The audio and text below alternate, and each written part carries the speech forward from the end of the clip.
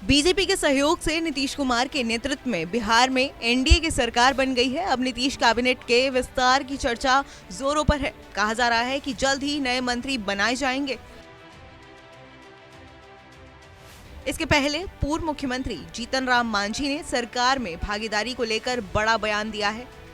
एक प्रकार से उन्होंने नीतीश पर दबाव बनाना शुरू कर दिया है कि मंत्रिमंडल में उनकी पार्टी हिंदुस्तान हवा मोर्चा को एक और मंत्री पद दिया जाए। पूर्व मुख्यमंत्री ने निर्दलीय विधायक सुमित सिंह को मनमाना मंत्रालय देने को लेकर भी सवाल उठाया है। जीतन राम मांझी ने केंद्रीय गृह मंत्री अमित शाह तक अपनी बात पहुंचाने की बात कही है।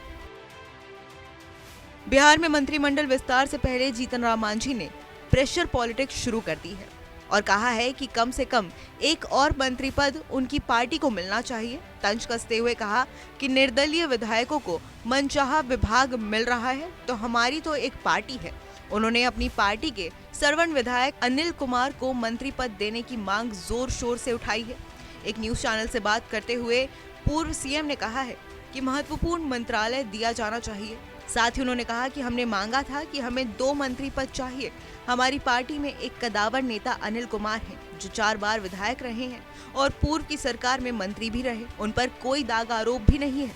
इस पर हमने अमित शाह और नित्यानंद राय से बात भी की है।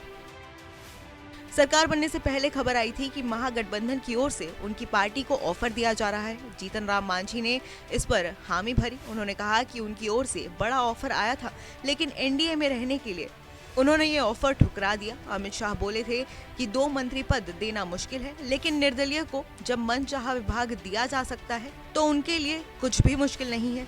हमारे दल में अनिल कुमार बड़े नेता हैं, उन्हें जगह मिलनी ही चाहिए। अगर ऐसा नहीं हुआ तो अन्याय होगा। मंत्रिमंडल का पूर्ण गठन नहीं हुआ है, ये कोई अनहोनी बात नहीं है।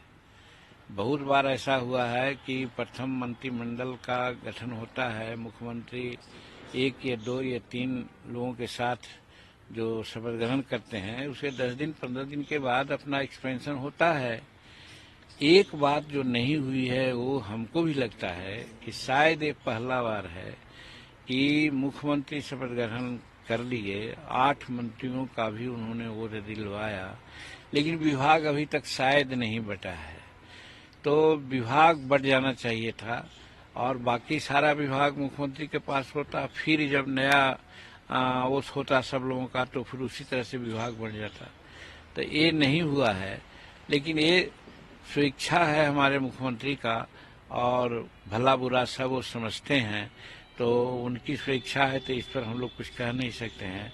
लेकिन जैसा कि सुन रहे हैं कि अगला 5 तारीख को मंत्रिमंडल का विस्तार होगा और होगा तो निश्चित है कि उस दिन जरूर विभागों का भी बंटवारा होगा।